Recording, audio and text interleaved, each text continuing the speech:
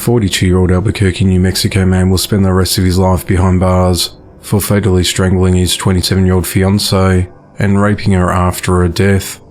On Wednesday the 1st of March, Jeremiah Lopez was sentenced to life in prison, plus an additional 15 years for first-degree murder, false imprisonment, and 3 counts of criminal sexual penetration, after being convicted of the charges in June of 2022.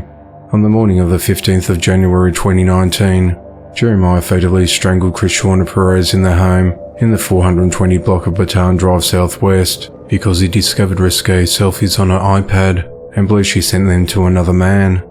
Prosecutors argued that Krishna never sent the explicit photos to anyone. After finding the photos, Jeremiah began to argue with Krishna, which led him to straddling her on the bed as she struggled to free herself before they fell onto the floor. Jeremiah then wrapped his arm around her neck for a minute or longer until she was no longer breathing. Jeremiah then ravaged her corpse and stabbed himself before calling 911 at around 7 a.m. and confessed to the strangling. He told jurors, "I'm ashamed to say it, but I had sex with her naturally, and after that went and got a knife and I slit my wrists." He added that when I didn't feel like I was going to die, I had sex with her again, and then I stabbed myself in the throat.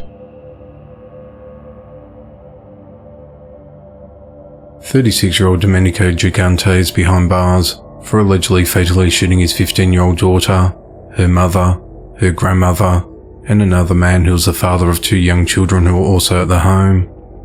The incident occurred at around 1 a.m. on the 1st of March at 4075 Ellen Shepherd Avenue in Cocoa, Florida.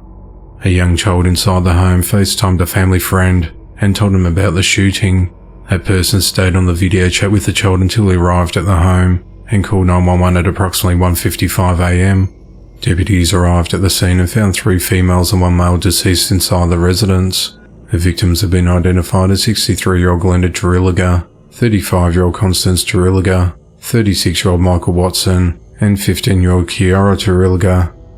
2 boys, aged 6 and 9, were also in the home at the time of the killings, and they were unharmed. The surviving children phoned a family friend, who rushed over to the home. Glenda and Kiara were both shot in their bedrooms, while Constance and Michael died next to each other on the living room floor. Detectives were able to determine that Domenico was the gunman. He had a previous relationship with Constance, and is the father of Kiara. Investigators said that Domenico left his home in Rockledge shortly after midnight, and drove to the Cocoa residence about 8 miles away, where he broke into the home and shot the victims. Domenico then left the residence and returned home. Brevard County deputies went to Domenico's property and found him throwing items into the trash can. Domenico was arrested on 4 counts of premeditated first-degree murder. Investigators said that Domenico had been trying to reconnect with his daughter, however his daughter had refused to have a relationship with him. Domenico allegedly told his roommate that he shot his daughter 3 times, and a few hours before the shooting, expressed his frustrations regarding his situation with his biological daughter and her family. The roommate said that Domenico told him, "I guess I'm going to go over and kill them all." Authorities have described Domenico as an extremely violent individual with an extremely violent past. Domenico has previously been arrested for domestic violence and battery in 2005, and aggravated battery with a deadly weapon and aggravated assault in 2012. He was also previously arrested on several counts of animal cruelty in 2008, after he killed a dog by slamming its head onto a table and breaking its neck and stabbed another dog. He's been held at the Brevard County Jail without bond. 31-year-old Richard Oswalski has recently been found guilty of beating his infant daughter to death.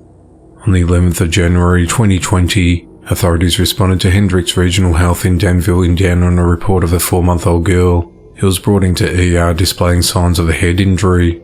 The victim's parents told medical staff their daughter had shortness of breath and was shivering.